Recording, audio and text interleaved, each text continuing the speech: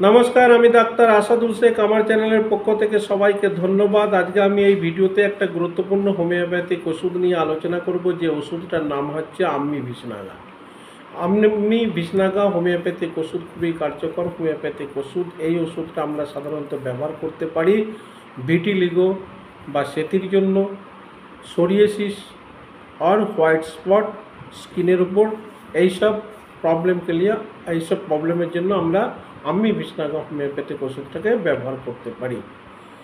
আম্মি ভিশনাগা homeopathic ওষুধ যখন আমাদের খিচুনির মতো শরীরটা ঝাঁকড়ে ঝাঁকড়ে ওঠে, এইরকম প্রবলেমের জন্য আমরা আম্মি ভিশনাগা হোমিওপ্যাথিক ওষুধটাকে ব্যবহার করতে পারি। আর আমাদের শরীরের যে মাসেলগুলো আছে, এই মাসেলগুলো আচানক যখন কী হয়, মুভমেন্ট হয়, এই মাসেল মুভমেন্টকেও ঠিক করার জন্য আম্মি ভিশনাগা হোমিওপ্যাথিক মেডিসিনটাকে আমরা ব্যবহার করতে পারি। আম্মি ভিশনাগা হোমিওপ্যাথিক মেডিসিনটা আমরা কার্ডিয়াক অ্যাজমা, হার্টের প্রবলেমের জন্য, যদি শ্বাসের প্রবলেম হয় তাহলে আম্মি ভিশনাগা হোমিওপ্যাথিক মেডিসিনটা ব্যবহার করতে পারি। আর কিডনি স্টোনের জন্য আমরা আম্মি ভিশনাগা হোমিওপ্যাথিক মেডিসিনটাকে ব্যবহার করতে পারি।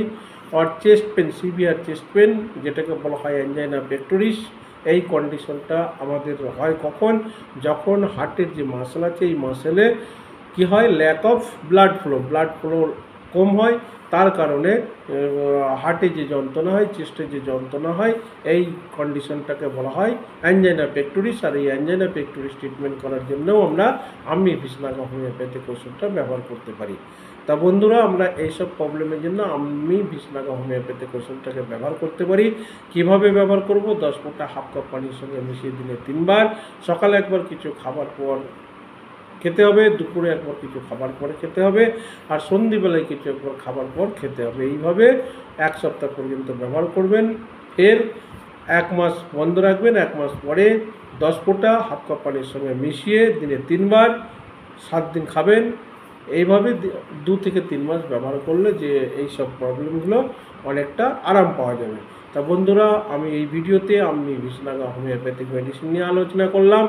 ভিডিওটা ভালো লাগলে অবশ্যই একটা লাইক করবেন আর চ্যানেলটাকে সাবস্ক্রাইব করবেন। তবে মনে রাখবেন, এই ভিডিওটা শুধুমাত্র ইনফরমেশনাল বা এডুকেশনাল পারপাসালি। যদি কেউ হোমিওপ্যাথিক ওষুধ সেবন করতে চান, তাহলে অবশ্যই কোনো না কোনো হোমিওপ্যাথি ডাক্তারের সঙ্গে পরামর্শ করার পরই হোমিওপ্যাথিক ওষুধ সেবন করবেন। আজকে এই পর্যন্ত, পরে আপনাদের সঙ্গে আবার দেখা হবে আমার পরের ভিডিও। ততক্ষণ পর্যন্ত আপনারা সুস্থ থাকবেন, ভালো থাকবেন।